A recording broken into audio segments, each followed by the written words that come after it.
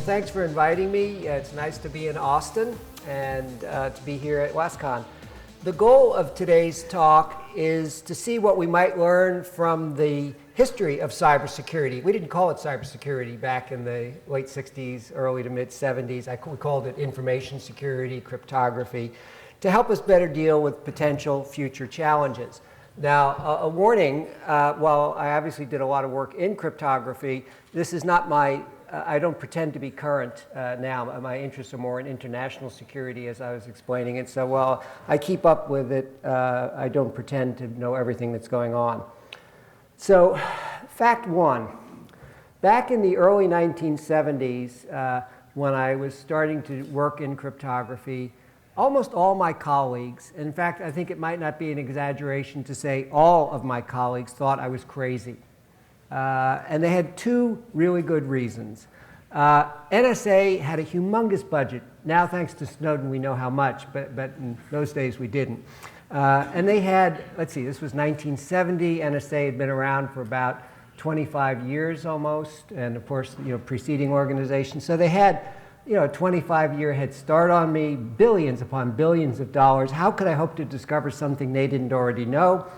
And the second argument was, if you do anything good, it'll never see the light of day. They will classify it. Now, both arguments had validity, and the first one, for example, came to haunt me much later, around 1990, when GCHQ, the British equivalent to NSA, put out this press release, and there was a paper in Cryptologia for the real story of the invention of public key cryptography. Read this, and it's people within GCHQ claiming to have invented what's now often called Diffie-Hellman key exchange, although check out Simon Singh's book, the code book, for why I believe it should be called Diffie-Hellman Merkle key exchange, if you're going to put names on it. Ralph Merkle deserves equal credit with Whit Diffie and myself, and often doesn't get it. I don't have time to go into all the details on the GCHQ thing. For right now, I'll just say, yes, it was a problem. How could we hope to discover something they didn't already know? Of course, my answer to that was it doesn't matter what they know, and what's classified is well established who gets credit. In the open literature, it's not the first to discover and keep secret, it's the first to discover and publish. The second argument, that if you do anything good, they'll classify it, came to haunt us a lot sooner.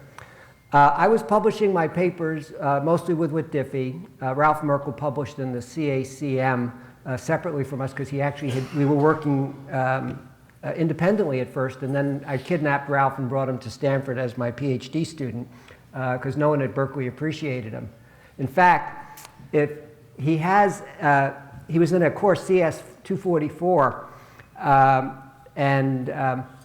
on information security, and he had to submit a proposal for a term project. And he submitted two ideas, one of which I forget, and the other of which was to develop public key cryptography, basically. And he still has the page on which the instructor, the professor, wrote, the first idea looks better to me, but maybe that's because your explanation of the other is so muddled. Ralph also had problems when he submitted it to the CACM. One of the reviewers said, you can't do this. And the editor wrote back, and Ralph again showed me the letter, saying, this does not seem to be in the mainstream of cryptographic research. Of course, a new seminal idea is not in the mainstream of cryptographic research. Consequently, Ralph's paper was delayed. It took about 2 or 3 years to get published, whereas our paper, New Directions in Cryptography by Whit and myself, appeared 6 months after we submitted the final form of it. And so it looks like Ralph's paper followed ours, but CACM does not have submission dates, but you'd see that Ralph actually submitted his paper before us. They're slightly different, but still the basic ideas are there. Well, in terms of if you do anything good, they'll classify it, what happened?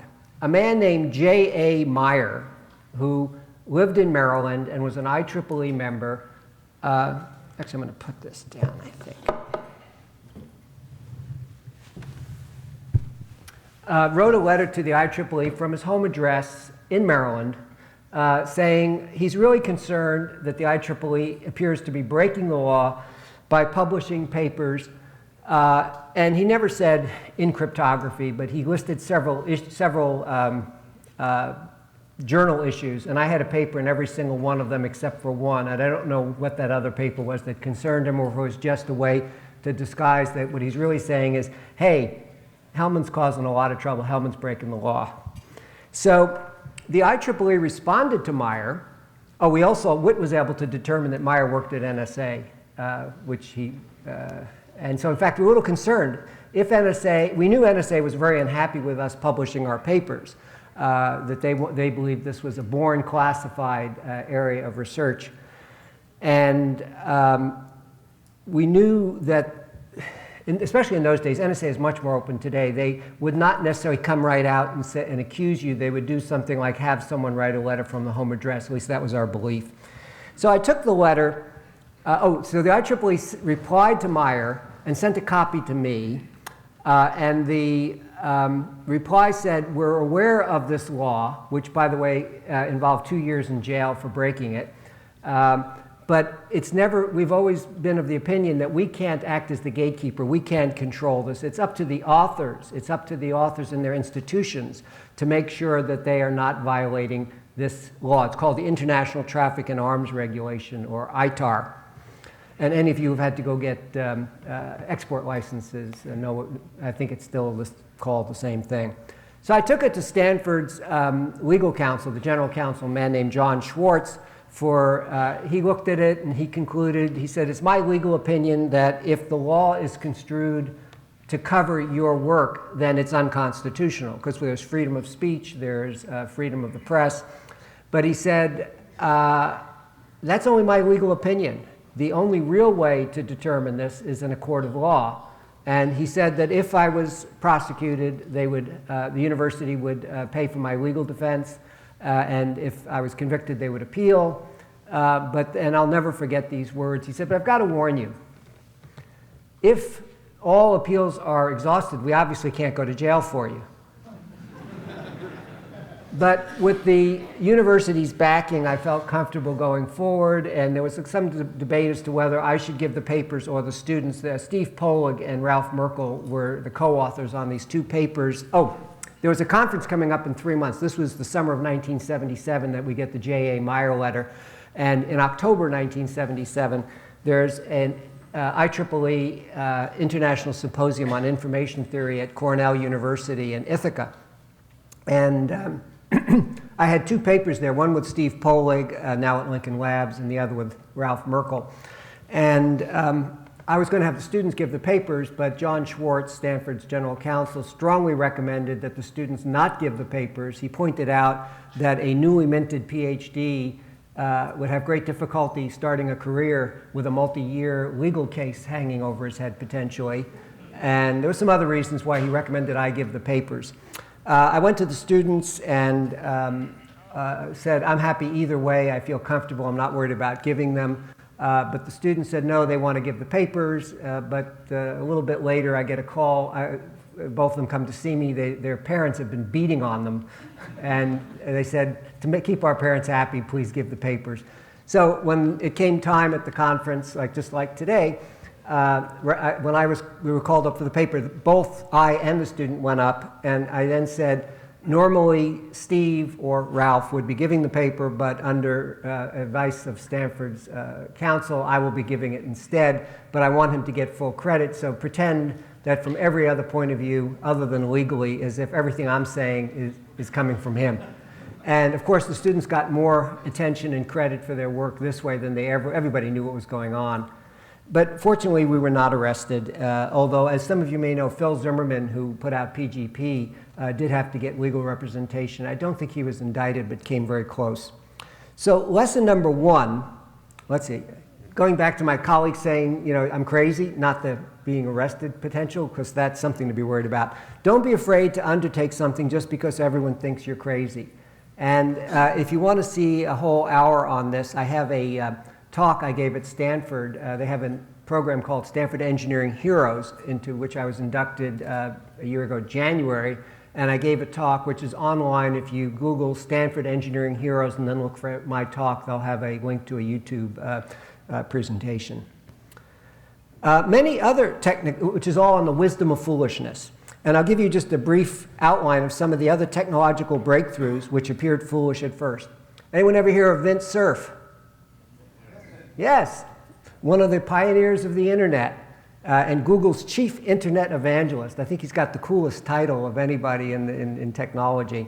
And so I carried on an email correspondence with about 4 people who I knew, and actually I could have done it with a dozen, all of whom have been highly recognized for their work, and all of whom were told they were crazy at first. And this is a direct quote from Vint's email to me. Packet switching was regarded as crazy even after the great example of the ARPANET, which preceded the internet, of course, and was the father, I mean, the single-celled internet, in a sense, before it evolved into a human being. Most conventional communications engineers thought it would not handle speech, let alone video. And of course, today we watch Hulu or Netflix over using IP. Of course, it got better and better over time. The naysayers believed that store and forward would have too high a latency to be useful. They were wrong. John Chaffee, a colleague of mine at Stanford who really pushed DSL, he's the true father of DSL, which provides broadband to most of the world. We have cable in the United States. We often have a choice, but in most of the world they don't have cable TV, and it's all DSL. He wrote back, in 1979, as a young kid fresh out of Stanford, I got laughed out of the room in my first DSL meeting at Bell Labs when I pushed for more speed. I said 1.5 megabits per second should be possible on the existing twisted pairs. End of quote. Today, DSL is more than 100 times faster than that, and it provides broadband to 70% of the world market. Federico Fagin, who along with Ted Hoff are the 2 key people behind the first microprocessor at Intel. Federico wrote to me, in 1970, when I was designing the world's first microprocessor, the CEO of American Microsystems, then the largest producer of random logic custom ICs, which is of course the technology that microprocessors reduced their market share tremendously, took a lot of it over. That CEO was quoted in Electronic News as saying something like, "Whoever thinks that a CPU will replace random logic is out of his mind." Now, he had to call it a CPU because they hadn't yet invented the word microprocessor. I remember cutting out that, Federico continues, I remember cutting out that article and posting it on my office door as an added incentive to prove such myopic observation wrong.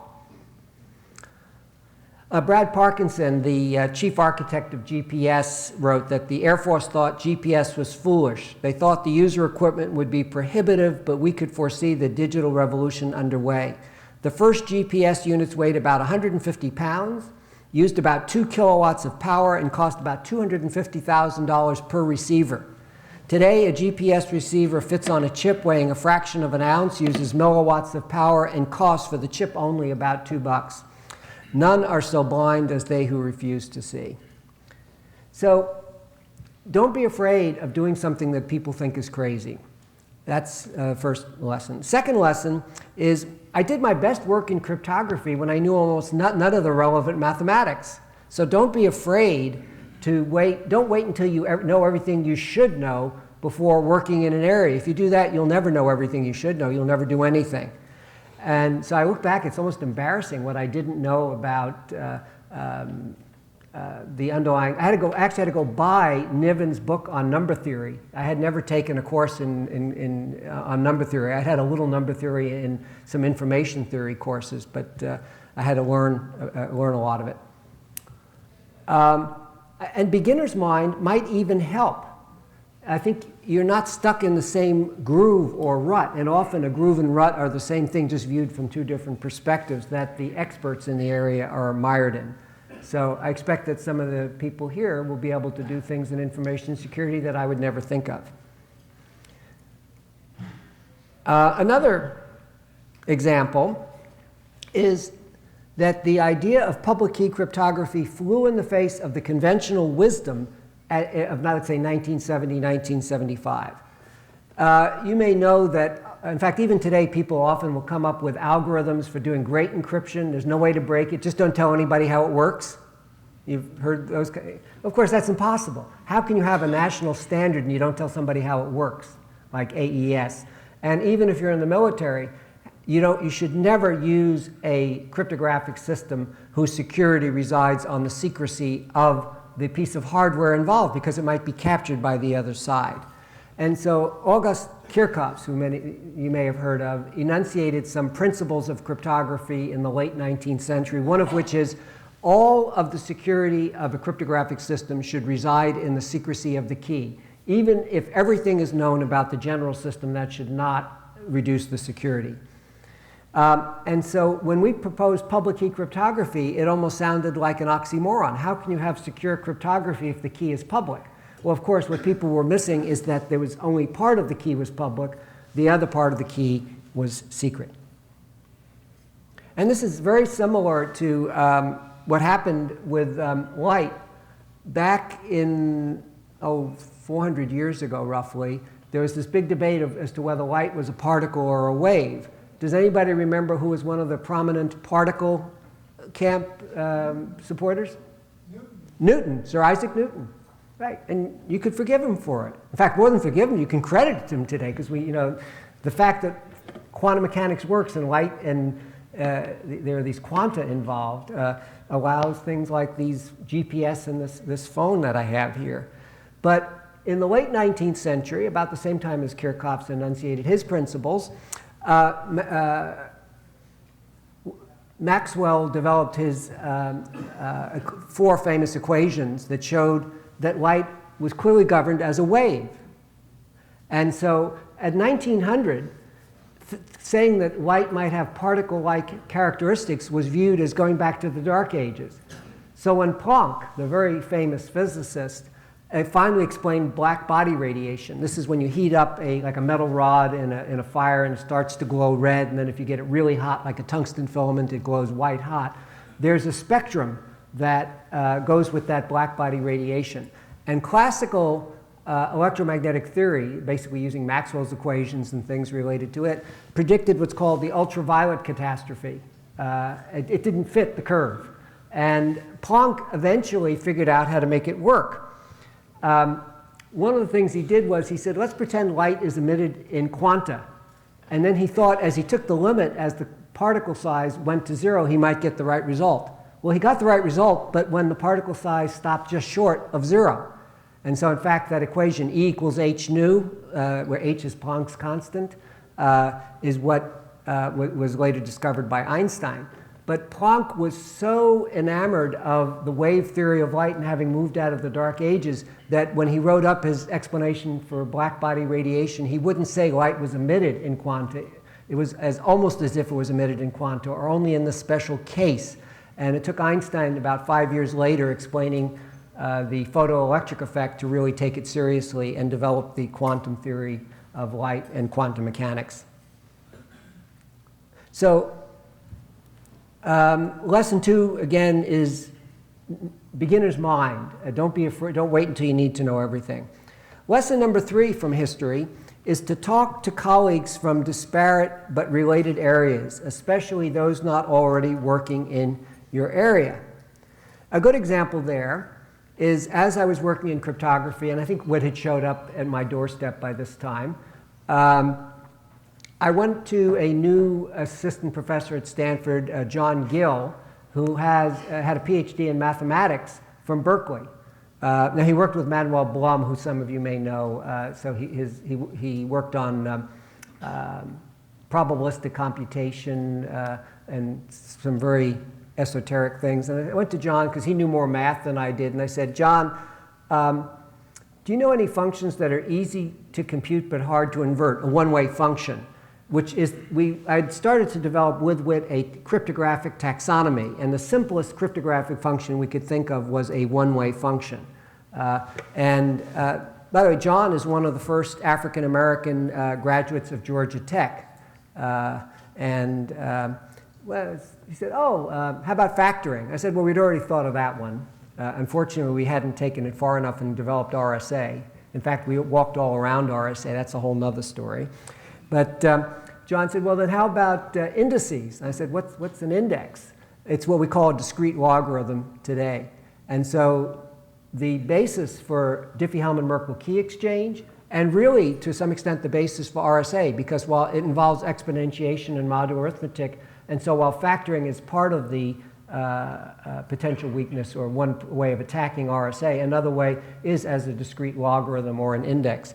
And so out of that conversation with John Gill, who came from a totally different area, hold on a second, came really two of the most important advances in public key cryptography. So talk to people from different areas. The same thing happened with elliptic curves, by the way. So for a long time there, we thought that we needed to have, in RSA, we needed to have P and Q, the two prime numbers, have certain characteristics. Like P minus 1 should have at least one large factor. Well, then when someone who knew elliptic curves applied that to factoring, it turned out that wasn't the problem at all. And then we developed elliptic curve cryptography. So really go far afield. One last lesson that I'll talk about today has to do with my current work. Part of my current work is applying risk analysis to a potential failure of nuclear deterrence. Clearly a problem of significant importance, even though it's being overlooked by society. And I won't go into detail there, but I'll just give you a little background and then show you how the same thing applies. I was able to take what I'd learned in risk analysis of nuclear deterrence and apply it to what I think can be a very important problem in public key cryptography. Many people, when you talk about nuclear deterrence, say, hey, if it ain't broke, don't fix it. It's been 69 years since World War II, and we haven't had a nuclear war. What are you worried about? It ain't broke, don't fix it. Well, you have to break that down. What's the expected lifetime of a child born today, roughly? 80 years, yeah, a little more than 80 years. So if something hasn't happened in 69 years, does that give you high confidence that it won't happen over the next 80? Clearly not, and especially as you start to look at the near misses. Well, in the same way, people look at advances in factoring, which also have carried over to discrete logs. And so when we first came up with alpha to the x1, x2, which Diffie, Hellman, Merkle key exchange, at that point, the best algorithms that I knew of took exponential time to break it. Well, soon afterward, we saw that that the same factoring algorithms that Richard Schroeppel had developed, which gave rise to the quadratic sieve of Pomerantz, is actually based, and Pomerantz credits Schroeppel. He's another unsung hero of cryptography. Schroeppel didn't like to publish, and so he circulated his papers privately, and I had seen them. I sent them to Ravesh, Shamir, and Edelman, actually just Ron Ravesh, who shared them with his colleagues. And Pomerantz also had a copy, and in his paper on quadratic sieve, Pomerantz credits Schroeppel with having the basic idea. Anyway, as we look at the history of let's just talk about factoring, although it applies to discrete logs too. Around 1970, Morrison and Brilhart developed the continued fraction algorithm for factoring, which roughly doubled the size of numbers we could factor. And around 1980, the quadratic sieve, or Schroeppel's sieve, doubled the key size again. And then around 1990, the number field sieve roughly doubled the key size we needed again. So if you look at it, 1970, 1980, 1990, 10 years apart roughly, we have advances that roughly doubled the key size. But in 2000, was there another major advance? No.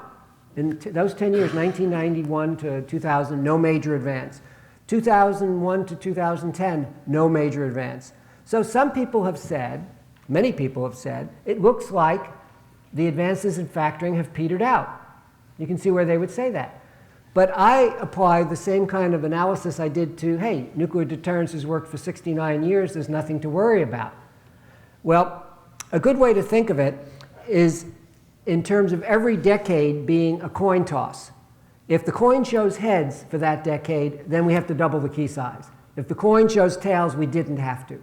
So the 50 years of experience we have goes heads, heads, heads. 3 advances in a row, decade after decade, doubling key size, followed by how many tails? 2 tails. So if you were to toss a coin of unknown bias and got heads, heads, heads, tails, tails, would you be willing to bet much money that it's not going to show a head ever again? Absolutely not. And so why are we assuming that there won't be advances in factoring? Now, in the same way, let's see, yeah, we're doing well. Now, I first made this argument for a small private conference in January 2013, so what's that, almost 2 years ago. That June of last year, a paper by Barbulescu, Gaudry, Zhu, and Tomei made a major advance in factoring, in discrete logarithms of small characteristic, like fields with 2 to the n elements, okay? There's this thing called let's see. The Morrison-Brilhart algorithm was essentially e to the square root of log n. E to the square root of 2 log n. And then Schropel took it to e to the square root of log n. He got rid of the factor of 2. And then the number field sieve took it to e to the cubed root of log n. And you can see that this is getting smaller and smaller. And the first advance by this group went to e to the 4th root of log n.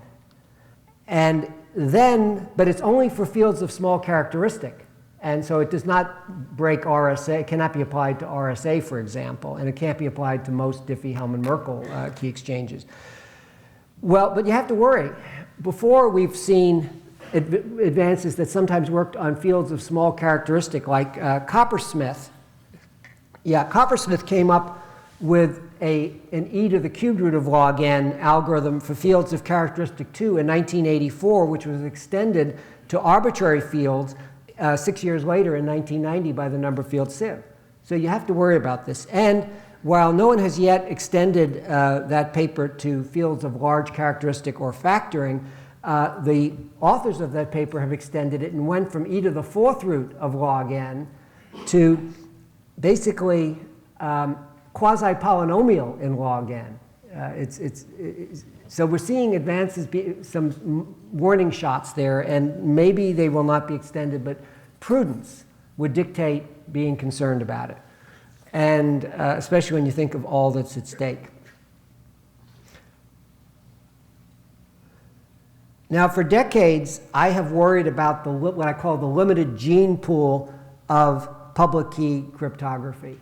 When Whit and I, and then later Ralph, Ralph actually independently even a little bit earlier than us, but then the three of us together were talking about public key cryptography, we thought that within 10 years there would be a plethora of public key algorithms to consider. Whereas in reality today we have basically Diffie, Hellman, Merkle, and we've got digital signature algorithm, which is closely related, and we have RSA, all of which depend either on factoring or discrete logarithms for their security. It's a very limited gene pool, and now there's elliptic curve cryptography, which looks like it's somewhat different, even though it's a form of discrete logarithm, but in a very different kind of group.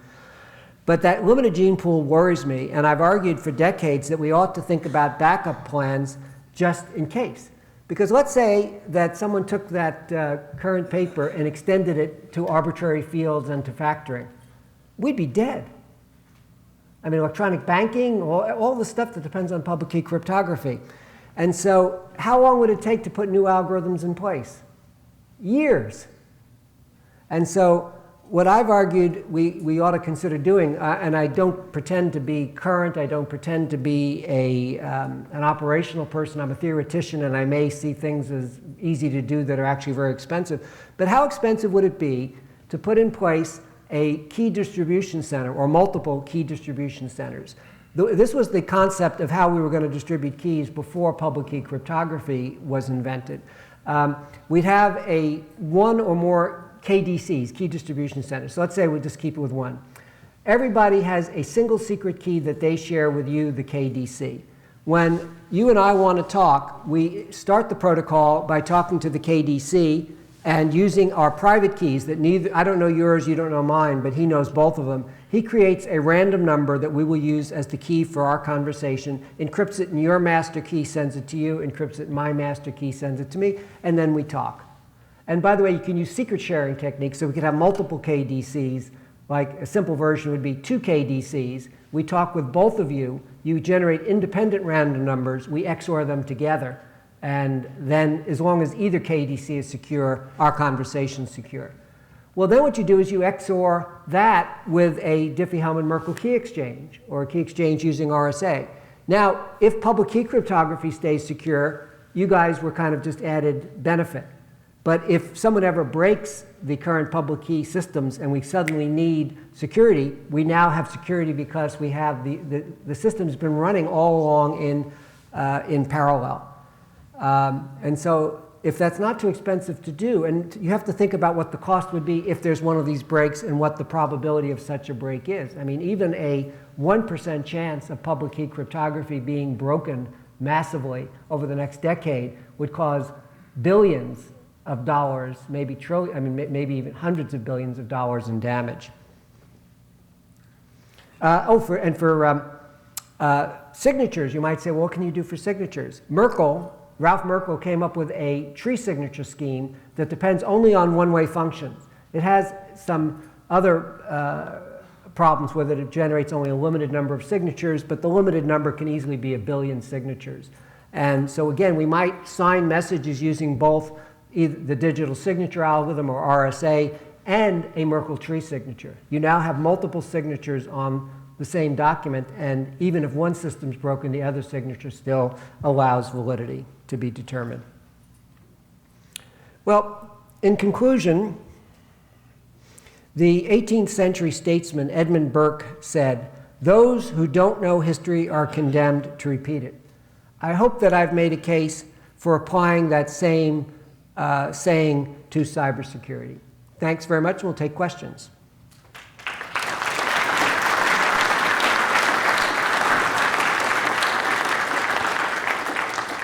Okay, my original caveat about not being totally current comes in here. So actually hold the microphone, you may have some comments. About 6 years ago, Certicom asked me to give a talk up in at the conference they had in Canada. And so I actually looked into elliptic curves, and I became very impressed, and actually bought stock in Certicom right after the talk, which didn't do so well for other reasons. But it seemed to me like elliptic curves were really going to be an important technology because of these advances. This doubling of key size did not apply to elliptic curves. NSA had paid $25 million for if I remember the amount, or the US government at NSA's insistence had paid $25 million for licenses to Certicom's elliptic curve technology. But then in the Snowden revelations, the one public standard that I was able to see that looked really tainted was the elliptic curve pseudorandom number generator. Is that right? I meant something different actually. Like I read like some articles where people were saying that the way how NIST not willing to disclose algorithm for selecting domain parameters for this is what bothers people. Oh, I think that's referring to the pseudorandom number generator. There are, I think, 3 pseudorandom number generator standards that NIST put out, and one of them uses elliptic curves. And what came out of the Snowden revelations that if someone wanted to build, and someone correct me if they know better, if someone wanted to build a trapdoor, so a trapdoor is secret information that the designer used to build in a weakness, that if you know the trapdoor information, you can then break it quickly. But without knowing the trapdoor information, if the designer, for example, forgot the trapdoor number that was used, he or she could not break it either. The elliptic curve pseudorandom number generator could easily have had a trapdoor built into it. That is, if you wanted to, it would have been really easy. We don't know that that meant that they built a trapdoor into it, but further suspicion was centered on this elliptic curve pseudorandom number generator because NSA, the accusation in the papers was that NSA had paid RSA data security $20 million to make it the default in their BSafe toolkit. And I don't think NSA went to RSA and colluded with them, that RSA knowingly did this. I mean, NSA wouldn't do it that way anyway. They wouldn't trust RSA. But why they then pushed this one that could have a trapdoor in it as the standard is really an important question that I don't think has been fully answered. Does anybody know more about that? I guess not. What effect and probability do you see quantum computing having on public key cryptography? Quantum computing. That's a little scary. So basically, quantum computing is a whole different kind of computing that works. It's different from the Turing model. And algorithms have been developed. If you could build a quantum computer, which is a big if, then RSA could be broken, Diffie, Hellman, Merkle could be broken, like that. I mean, it searches the exponential number of solutions all at once. Again, someone may have more information on this than I, but I've talked to some colleagues, not in the last couple of years, but up to a couple of years ago, I did talk to a colleague who knew a lot about this and was told it would be at least a decade before there was even the risk that we'd have to worry about quantum computers of appropriate size being built. And if that were to occur, and it would take at least 10 years before that might occur, we'd have at least a 10-year warning. That is, we'd see advances being made, but it would be far from an implementation. So it's something to be concerned about, just like but I think it's no more likely or no less likely than an advance that would double or triple or otherwise increase the key sizes needed to the point that it just might not be possible.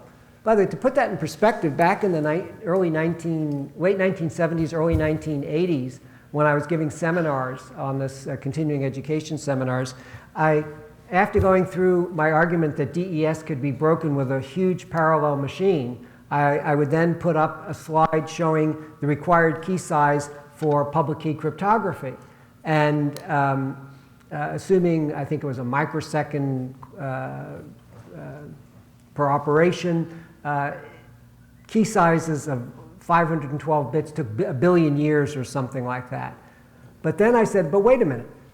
Just as I was attacking DES, the data encryption standard, as being insecure because you could build a large parallel machine and you wanted it to be secure at least 30, 40, 50 years into the future, over which time, let's say 50 years, you'd expect, if Moore's law keeps up, you expect computing to become 10 to the 10th times as cheaper, 10 billion times cheaper than it is today.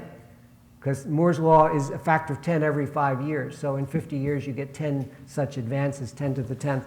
So when I took that billion years and started applying that, I mean, 10 to the 10th all by itself cuts it down to a month.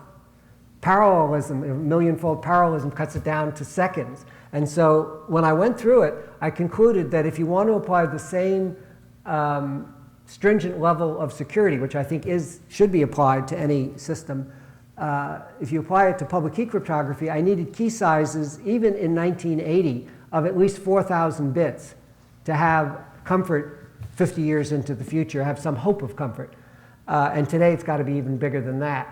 And those key sizes just get so huge that another major advance in factoring might make public key cryptography, as we now use it, other than elliptic curves, really unusable.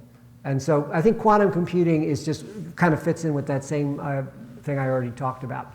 Advice for software developers trying to learn proper cryptography techniques. Applied cryptography. Now I'm a theoretician. It's a good. I mean, people. I don't even know about transport layers. I mean, so let me just. I mean, understanding how to come up with algorithms is really different from understanding how to implement this stuff. Okay, should we stop there, David? Well, thank you very much.